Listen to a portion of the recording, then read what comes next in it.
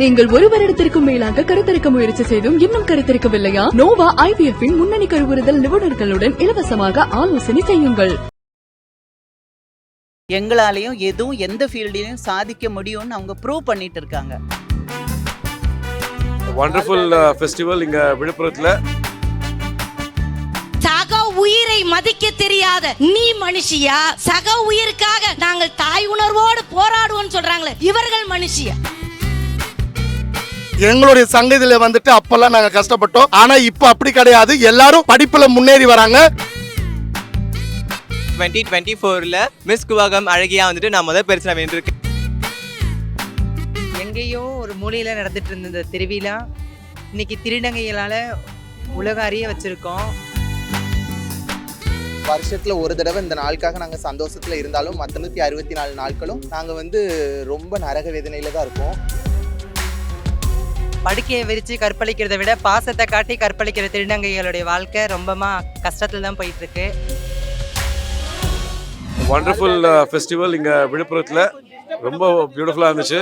அவங்களும் நம் எல்லோரும் போலியுமே, ஆணும் பெண்ணும் போலியுமே அவங்களும் சரிசமானமாக அனைத்து துறையிலையும் சாதிட்டு இருக்காங்கன்றது இங்க தெரியப்படுத்தியிருக்காங்க. ரொம்ப சந்தோஷமா இருக்கு. இந்த மாதிரி ஃபங்க்ஷன்ஸ் அட்டென்ட் பண்றது ரொம்ப சந்தோஷங்க. ஏன்னா திருநங்கைகள் அப்படின்னு இருக்கும்போது அதை பற்றி உள்ள இமேஜ் சில பேருக்கு சில மனசில் பல விதமாக இருக்கலாம் இல்லையா? ஆனால் அப்படி கிடையாது. எங்களாலையும் எதுவும் எந்த ஃபீல்ட்லையும் சாதிக்க முடியும்னு அவங்க ப்ரூவ் பண்ணிட்டு இருக்காங்க. அப்படிப்பட்ட அவங்களுக்கு நம்ம என்கரேஜ் பண்ணணும் அப்படின்றது ஒவ்வொரு மனிதனுடையும் கடமையாக நான் நினைக்கிறேன். ஸோ அந்த மாதிரி இந்த ஃபங்க்ஷன்ஸுக்கு இந்த மாதிரி உள்ள ஃபங்க்ஷன்ஸ் அட்டன் பண்ணுறதுல நான் ரொம்ப சந்தோஷப்படுறேன். சந்தோஷப்படுறது மட்டும் இல்லாமல் ரொம்ப பெருமைப்படுறேன். அவங்க எல்லா ஃபீல்டுலேயும் நல்லா இருக்கணும், சமமாக எல்லாரோடையும் சேர்ந்து சமமாக நல்லா இருக்கணும். நம்ம கவர்மெண்ட்டும் அவங்களுக்கு தேவையான எல்லாத்தையும் யாராக இருந்தாலும் எந்த கவர்மெண்ட் வந்தாலும் செஞ்சு கொடுக்கணும்னு என்னோட விருப்பம். தேங்க்யூ. ஆணோ பெண்ணோ நம்ம சொசைட்டியில் இருக்கிற எல்லாருக்கும் சொல்கிறேன், கிண்டல் பண்ணுறது விட்டுடுங்க. ஏன்னா இட் ஹர்ட்ஸ், நிஜமாக அது வலிக்கும். ஒரே ஒரு நிமிஷம் அந்த திருநங்கை உங்கள் அம்மா, உங்கள் அக்கா, உங்கள் தங்கச்சி, உங்கள் பொண்ணு அப்படின்னு மட்டும் நினச்சி பாருங்கள், நீங்கள் பண்ண மாட்டீங்க. அதனால் தயவு செஞ்சு அவங்கள ஹர்ட் பண்ணுறது, டோட்டலி யாரையுமே ஹர்ட் பண்ணக்கூடாது, எஸ்பெஷலி அவங்கள ஹர்ட் பண்ணுறது தயவு செய்து நிறுத்துங்க. தேங்க்யூ. ஐயோ பிரமாதமாக இருக்கு. என்ன அழகாக பண்ணுறாங்க எல்லாரும். நான் சொன்னேனே, ரொம்ப ஆச்சரியமாக இருக்குது. பொறாமப்படுற அளவுக்கு அவங்க ஒவ்வொன்றும் பண்ணும்போது அவங்க இன்னும் மேலும் மேலும் அங்கே மேலே வரணும்னு ஆசையாக இருக்குது. தேங்க்யூ. உங்களுக்கு மட்டும் இல்லை, இவங்களுக்கும் நான் அக்கா தான். அதனால ஒரு சகோதரியாக இன்னைக்கு நான் சில விஷயங்களை பகிர்ந்துக்கணும். பசி வந்தால் 10ம் பறந்து போகும், இது எல்லாரும் அறிஞ்சது. இப்போ கிராமத்தில் என்ன பண்ணுறாங்கன்னா, திருநங்கைனா யாரு, திருநம்பிகள்னா யாரு, இதை தப்பாக எல்லா படங்கள்லையும் சரி, படங்கள்னு சொன்னோன்னே அதை போட்டுறாதீங்கப்பா, இல்லை நிறைய இடங்களில் என்ன பண்ணுறாங்க, தவறுதல் அது என்னன்னே புரியாமல் அவங்களுக்கு ஒரு கொச்சை பேர்களை சொல்லி அசிங்கப்படுத்தி நம்ம குடும்பத்தை கௌரவத்தை கெடுக்கிறதுக்குனே இந்த குழந்தை பிறந்திருக்கா அப்படின்னு சொல்லி கொலை செய்யக்கூடிய பாதகத்தை தூண்டுறது அளவுக்கு ஒரு பெத்தவங்களை கொண்டு வர்றது இந்த சமுதாயம். அந்த காலம் எங்கள் காலகட்டத்தில் அந்த இடத்துல இருந்தாங்க. அதனால தான் நிறைய பேர் பிச்சை எடுக்கிறாங்க, அடித்து பிடுங்குறாங்க. பசியா? அப்புறம் ஒரு திருடதான் செய்வோம். அப்ப அதை உருவாக்குறது யாரு? கல்வி என்ற ஒரு பெரிய பொக்கிஷம் அவர்களிடம் இருந்தால் அவர்கள் 10 பேருக்கு கொடுப்பாங்க. ஐயா, அவங்க உங்கள்கிட்ட இருந்து எடுக்கணும். அந்த புரிதல் நம்மளுக்கு வேணும். அப்ப அந்த தவறுதலை நம்ம செய்யாம இருக்கணும்னா தயவு செஞ்சு சமூகம் இவர்களை இழிவுபடுத்தக்கூடிய சொற்களை முதல்ல நிறுத்தணும். திருநங்கை, அதற்கு கலைஞர் ஐயா ஒரு பேர் சொன்னாங்க, ஆணும் பெண்ணும் கலந்தவள். இந்த தீபாக்கா ஒன்று சொல்றேன், திருநா பெருமைன்னு ஒரு அர்த்தம், பெருமை மிகுந்த பெண்ணுக்கு சொந்தக்காரின்னு அர்த்தம். இன்னொரு விஷயம் சொல்றேன், நல்லா தெரிஞ்சுக்கங்க. இன்னைக்கு பெண்கள் நிறைய பட்டிமன்றங்களை கணவனை மதிக்கணுமா, மெட்டி போடணுமா, தாலி போடணுமான்னு கேள்வி எழுப்பி கொண்டிருக்கின்ற இந்த காலகட்டத்தில் தாலியோடு மெட்டியோடு பெண்மைக்குரிய அடையாளத்துக்காக போராடி கொண்டிருக்கிறார்களே, இவர்களை மதிக்கவில்லை என்றால் நம்ம மனுஷ ஜென்மம் எடுத்து என்னத்துக்குங்க? ஒரு உயிர், அது ஆணோ பெண்ணோ திருநம்பியோ திருநங்கையோ, அது ஒரு உயிர். சக உயிரை மதிக்க தெரியாத நீ மனுஷியா? சக உயிருக்காக நாங்கள் தாய் உணர்வோடு போராடுவோம்னு சொல்றாங்களே, இவர்கள் மனுஷிய. இந்த திருவிழாவில் வந்து நான் கலந்துக்கிட்டது ரொம்ப நான் சந்தோஷமாக நினைக்கிறேன். அதுவும் எனக்கு ஒரு 5 நிமிஷம் பேசுகிறதுக்கு ஒரு வாய்ப்பு கிடச்சி, அதில் வந்து அவங்கள பற்றி நான் எனக்கு டைம் கொடுத்துருந்தா நான் நிறைய யோசிச்சுட்டு வந்திருந்தேன். ஆக்சுவலி பார்த்திங்கன்னா திருநம்பி திருநங்கைலாம் இப்போ தான் இருக்கிறதா சமுதாயத்தில் எல்லாரும் சொல்கிறாங்க. அப்படி கிடையாது. நீங்கள் வந்து மகாபாரதத்தை எடுத்துட்டிங்கன்னா, சிகண்டின்னு அவருடைய வாழ்க்கை வரலாறு எடுத்திங்கன்னா, அவர் ஆணாக இருந்து பெண்ணாக இருந்து மறுபிறப்பில் வந்து அதனால தான் பீஷ்மர் வந்து அவரை கொல்ல மாட்டார். அந்த வரலாறுலாம் நீங்கள் எடுத்து படிச்சிங்கன்னா உங்களுக்கு தெரிஞ்சிருக்கும். தயவு செஞ்சு அதே தான் அந்த அரவானுக்கு வந்து பார்த்திங்கன்னா, மோகினி அவதாரம் அவர் கடவுள் எடுத்துகிட்டு வந்து அவருக்காக வந்து மனைவியானதா அந்த கதைகள்லாம் சொல்லப்படுது. அப்போ இது இப்போ இல்லை, அந்த காலத்தில் இருந்தே இவர்களும் இருந்துட்டு தான் இருக்கிறாங்க. ஆனால் வந்து சரியாக அதை புரிதல் இல்லாதனால அதை எல்லாரும் தவறுன்னு நினச்சி அவங்கள வீட்டை விட்டு அடித்து துரத்தி, இவர்களுக்கெல்லாம் ரொம்ப தேவையானது கல்வி. அந்த கல்வி அடிப்படையை அவங்களுக்கு கொடுத்துட்டா அவங்களுடைய வாழ்வாதாரத்தையும் அவங்களுடைய வாழ்க்கையும் அவங்க பார்த்துப்பாங்க. இந்த கை தட்டுதலில் எல்லாருக்கும் அவங்க வந்து அடித்து பிடுங்குறாங்க. இந்த கை தட்டுதலில் எனக்கு பசிக்குதுடா அப்படின்னு சொல்கிறது நம்ம காதில் ஒழிச்சிக்கிட்டே இருக்கணும். தயவு செஞ்சு அவங்களுக்கான ஒரு வாழ்க்கை இப்போ தான் கிடச்சிருக்கு. இப்போ நாங்கள் சின்ன பிள்ளையாக இருக்கும்போது எங்கள் வயசு பிள்ளைங்களுக்கெல்லாம் அப்போ கல்யாணம் பண்ணி கொடுத்துருவாங்க. இப்போ அது மாறி பொம்பளை பிள்ளைகள் படிக்கணும்னு இன்றைய காலகட்டத்தில் பேரண்ட்ஸ் புரியுறாங்க. அதே மாதிரி இதுவும் நான் பாட்டியாக இருக்கும்போது நான் தெரிவேன், ஒவ்வொரு வீட்லேயும் எங்கள் வீட்டில் ஒரு திருநங்கையோ திருநம்பியோ இருக்கான்னு பெருமையாக ஒரு தகப்பன்மார்கள் சொல்லி அவங்கள படிக்க வைக்கக்கூடிய காலம் சீக்கிரம் வரும். உண்மையில் காக்கா கூட்டத்தை பார்த்து கற்றுக்கங்கன்னு சொல்லுவாங்க. இவங்க ஒரு கூட்டமாக ஒருத்தருக்கு ஒருத்தர் அத்தை எங்கள் அம்மா எங்கள் மாமியார்னு அப்படின்னு சொல்லும்போது எனக்கு ரொம்ப சந்தோஷமாக இருக்குது. இதே போல் வாழ்க்கை என்றைக்குமே எல்லாருக்கும் இருக்கட்டும். இவங்க சீக்கிரம் நல்ல ஒரு நிலைமைக்கு வரணும். படிப்பு தான் ஆதாரம். அவ்வளோதான், நான் அதை தான் சொல்லுவேன். நன்றி. எங்களுடைய சங்கத்தில் வந்துட்டு அப்போல்லாம் நாங்கள் கஷ்டப்பட்டோம். ஆனால் இப்போ அப்படி கிடையாது. எல்லாரும் படிப்பில் முன்னேறி வராங்க. எல்லா திருநங்கையும் கொடுத்து அவங்க படித்து பெரிய ஆளாக வரணும். அதை தான் நான் கடவுளை வேண்டிக்கிறேன். எப்பயுமே எங்களுக்கு சொந்த தாய் வீடு மாதிரி இது விழுப்புரம். இங்கே எங்களுக்கு எல்லாமே சொந்த பந்தம் தான். யாருமே வெளியாலாம் நாங்கள் நினைக்க மாட்டோம். ரொம்ப ரொம்ப ரொம்ப அன்பாக நடந்துக்குவாங்க, ரொம்ப பாசமாக நடந்துக்குவாங்க. எல்லாருக்கும் நன்றி, வணக்கம். எனக்கு ரொம்ப சந்தோஷமா இருக்கு. 2024ல் மிஸ் குவாகம் அழகியா வந்துட்டு நான் முதல் பரிசு நான் வென்றிருக்கேன். எனக்கு ரொம்ப சந்தோஷமா இருக்கு. திருநங்கை சமுதாயத்துக்கு நான் சொல்லி எதையும் மாற போறது இல்லை. எல்லாமே நீங்க வந்துட்டு நீங்க நினைச்சா மட்டும்தான் மாற்ற முடியும். நாங்க வந்துட்டு உங்களுக்கு வந்துட்டு ஒரு ஊண்டுகோலை மட்டும்தான் இருக்க முடியும். அதுக்கான ஸ்டெப்ஸையும் அதுக்கான முயற்சி நீங்க மட்டும்தான் எடுக்க முடியும்.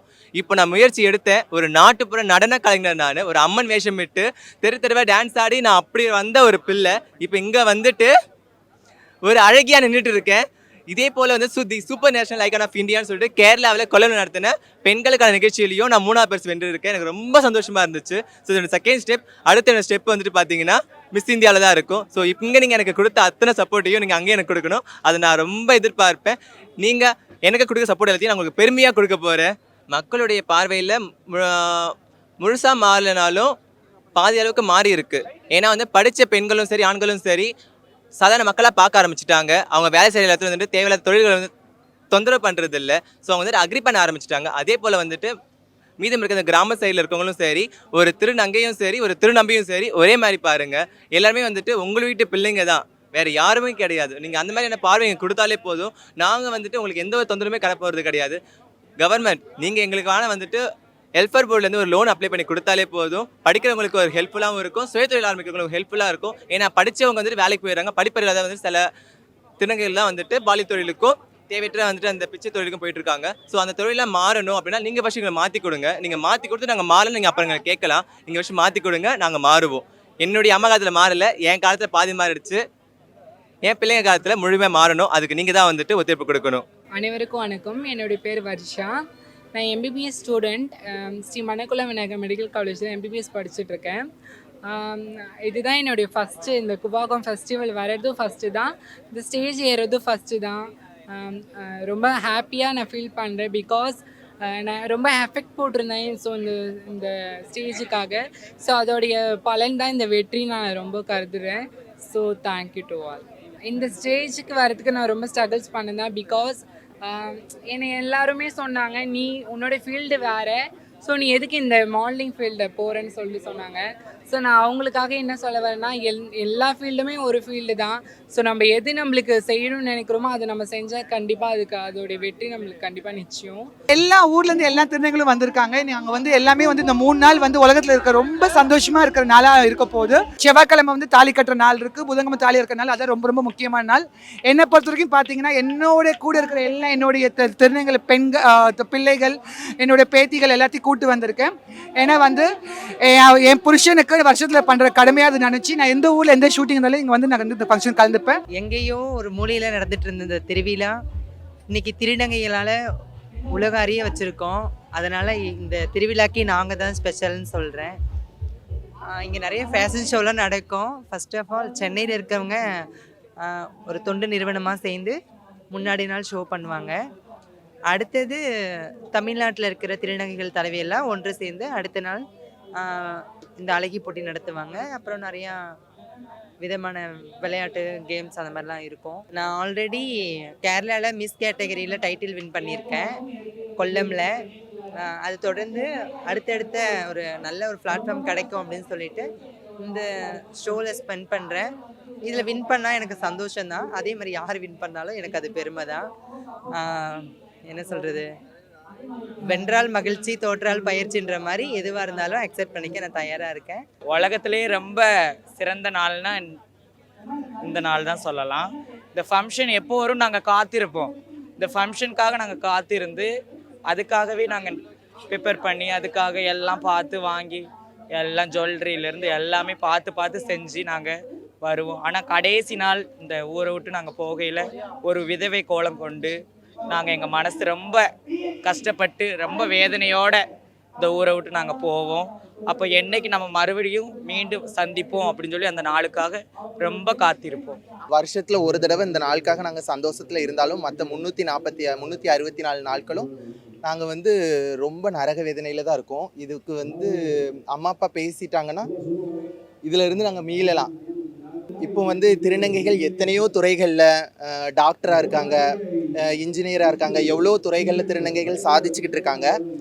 எங்களை மாதிரி நிறைய கலைத்துறையிலையும் திருநங்கைகள் இருக்காங்க. அப்படி இருந்தும் பெற்றவங்க வந்து எங்களை மாதிரி சாதிக்கிற திருநங்கைகள் இருந்தும் எங்களையுமே வீட்டில் ஏற்றுக்கிற மாட்டுக்கிறாங்க. அது வந்து ரொம்ப ஒரு கஷ்டமான இதாக தான் இருக்குது. அம்மா அப்பாவை நான் இந்த டைமில் இல்லை, ஒவ்வொரு நாளும் ஒவ்வொரு நிமிஷமும் எங்கள் அம்மா அப்பாவை நான் மிஸ் பண்ணிகிட்டே தான் இருக்கேன். தம்பி தங்கச்சிலாம் நான் வீட்டை விட்டு வெளியில் வரும்போது சின்ன குழந்தை. இப்போ வந்து அவளுக்கு கல்யாணம் ஆகி 2 குழந்தை இருக்குது. பார்த்ததில்ல. எப்படி இருக்கும் குழந்தைகள் அது தெரியாது. இதெல்லாம் எவ்வளோ பெரிய வேதனையாக இருக்கும். சிரிச்சுட்டே சொல்கிறேன், உள்ள அவ்வளோ வேதனையாக இருக்குது. அந்த சமூகத்தில் வந்து நாங்கள் ரொம்ப கஷ்டப்படுறோம். ஏன்னா எங்களை மாதிரி உழைச்சி சாப்பிட்ற திருநங்கைகளாக இருக்கட்டும், யாராக இருக்கட்டும், இந்த சமூகம் வந்து ஒரே மாதிரி ஒரு போர்வையில் தான் பார்க்குறாங்க. அவங்கள பொறுத்த வரைக்கும் இவங்க ஒரு திருநங்கை கைத்தட்டுவாங்க, பாலியல் தொழிலுக்கு போவாங்க, அவ்வளோதான்.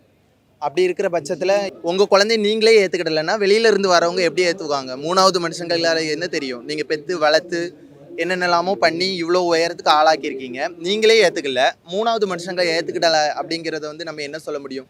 மக்கள் மேலேயும் தப்பு சொல்ல முடியாது. முதல்ல பெற்றவங்க ஏற்றுக்கோங்க, மற்றவங்க தன்னால் ஏற்றுக்குவாங்க. லவ் இருக்குது. நான் ஒரு 6 இயர்ஸாக நான் ஒரு பையனை லவ் பண்ணிகிட்டு இருக்கேன். தூத்துக்குடி தான் அந்த பையனுக்கு. அவங்க ஃபேமிலியில் எல்லோரும் எங்களுக்கு சப்போர்ட் தான். நல்லபடியாக போயிட்டுருக்கு லவ் வாழ்க்கை. சீக்கிரம் பண்ணிப்போம். கிராமப்புறத்தில் இருக்கிற ஏழை குழந்தைங்களுக்கு பரதநாட்டிய வகுப்பு எடுத்துகிட்டு இருக்கோம். அதுக்கடுத்து 10ஆம் வகுப்பு படிக்கிறேன். பிஎஸ்சி மேக்ஸ் முடிச்சிருக்கேன், எம்ஏ பரதநாட்டியம் முடிச்சிருக்கேன். மேக்ஸ் வந்து இலவசமாக அந்த குழந்தைங்களுக்கு நான் சொல்லிக் கொடுக்குறேன். எனக்கு என்ன பெரிய விஷயம் அப்படின்னா, இப்பவும் அந்த கிராமப்புறங்களில் ஒவ்வொரு விஷயத்துக்காக நாங்கள் என்ன பண்ணிட்டு இருக்கு போராடி எங்களை நிரூபித்த பிறகு இந்த 3 வருஷம் கழிச்சு தான் அந்த கிராமத்தில் இருக்கிற மக்கள் எங்களை நல்லா புரிஞ்சுக்கிட்டாங்க.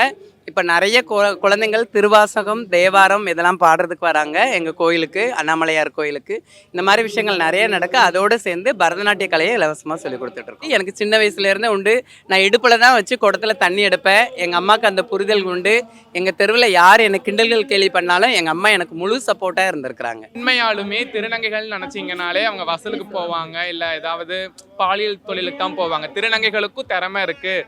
அது இந்த ஒரு மேடையால் தமிழகம் மட்டும் இல்லாமல் உலகத்தில் இருக்கிற எல்லா மூலையில் இருக்கிறவங்களும் பார்த்துட்டு இருக்கிறாங்க. அப்படிங்கும் போது எங்களுக்கு அப்புறம் வர தலைமுறைகளுக்கும் சந்தோஷத்தை தான் கொடுக்கும். நாளைக்கு ஒரு திருநங்கை வந்து வெளியே போகிறான் அப்படின்னா அவங்க அப்பா அம்மா வந்து சந்தோஷமாக அமுச்சு விடுவாங்க. திருநங்கைகளுக்கும் திறமை இருக்குது, அந்த திறமை வந்து நாங்களும் வெளிப்படுத்துவோம் அப்படின்ட்டு கண்டிப்பாக எல்லாரும் நாங்கள் நிரூபித்து காட்டியிருக்கோம். இதால எங்க தலைமுறையும் நல்லா இருக்கும், எங்களுக்கு அப்புறம் வர சந்ததிகளும் நல்லா இருப்பாங்க. ஸோ திருநங்கை லைஃப் கண்டிப்பா மாறும். தயவு செய்து எங்களை விமர்சனப்படுத்தாதீங்க, எங்களை கலாய்க்கிறது, கிண்டல் பண்றது, நீங்க எதுவுமே சொல்லாதீங்க. உங்க வேலையை நீங்க பாத்தீங்கன்னா எங்க வேலையை நாங்க பார்க்க போறோம். பாடி ஷேவிங் பண்ணுறது, அதுக்கப்புறமா வந்து இப்போ நம்ம நாட்டில் வந்து பார்த்திங்கன்னா படுக்கையை விரித்து கற்பழிக்கிறதை விட பாசத்தை காட்டி கற்பழிக்கிற திருநங்கைகளுடைய வாழ்க்கை ரொம்பமா கஷ்டத்தில் தான் போயிட்டுருக்கு.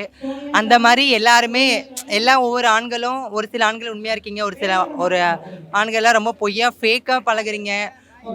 செக்ஸுக்காக, பேக்கெட் மணிக்காக எங்ககிட்ட வந்து பேசினா கேஷ் கிடைக்கும், ஃப்ரீடமாக இருக்கலாம், இண்டிபெண்ட்டாக எல்லா இடத்துக்கும் போகலாம் அப்படின்னு நினச்சிட்டு ஒரு சில யூத்தெல்லாம் திரியுதுங்க.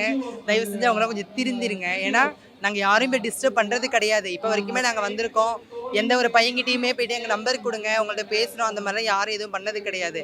அதான் நாங்கள் எந்த ஒரு ஆம்பளையோட வாழ்க்கையும் போய் டிஸ்டர்ப் பண்ணுறது கிடையாது. நீங்களாக வந்து எங்கள் மனசை மாற்றி எங்களை உங்கள் வாழ்க்கையை டிஸ்டர்ப் பண்ணுற மாதிரி நீங்களாக நடந்துக்கிறீங்க. அது பிற்காலத்தில் போகும்போது பிரச்சனையாக போய் முடியுது. அதனால் ஆரம்பத்திலே முட்டுக்கட்டைப்படி எங்கள் பேச்சுக்கு வராதிங்க, தயவு செஞ்சு சொல்கிறேன். சொல்லப்போனால் ரீசெண்டாக 3 மந்த்லேருந்து இந்த ஒர்க் பண்ணிகிட்ருக்கேன். 3 மந்த்லேருந்து பண்ணுறதுனால எனக்கு இந்த காஸ்டியூம் போகிறதுக்கு மட்டும் எனக்கு 30,000 ஆச்சு. ஜுவல்ஸு, மேக்கப் செட்ஸ், என்னோடய திங்ஸ் எல்லாமே, சாரீஸ் எல்லாம் சேர்த்து 30,000 ஆச்சு. 3 மந்த்லேருந்து நான் இந்த ஒர்க் பண்ணிகிட்ருக்கேன். நான் இதை சொல்லியே ஆகணும். ஸோ நான் எந்த ஒரு பாலியல் தொழிலுமோ இல்லை எதுவுமே நான் அந்த மாதிரி எதுலேயும் ஈடுபடல. ஸோ எனக்கு எல்லாமே என் சிஸ்டர் ஐஷு தான். ஸோ அவள் தான் எனக்கு எல்லாமே ஒரு ஹெல்ப்ஃபுல், எல்லாமே அவள் தான் பண்ணுவாள். ஸோ அவள் தான் எனக்கு எல்லாமே பண்ணாள். இதுக்காக நான் 3 மந்த்தாக நான் இந்த ஷோக்காக நான் இது பண்ணிகிட்ருக்கேன். ஒரு திருநங்கைங்கிட்டையும் ஒரு திறமை இருக்கும்.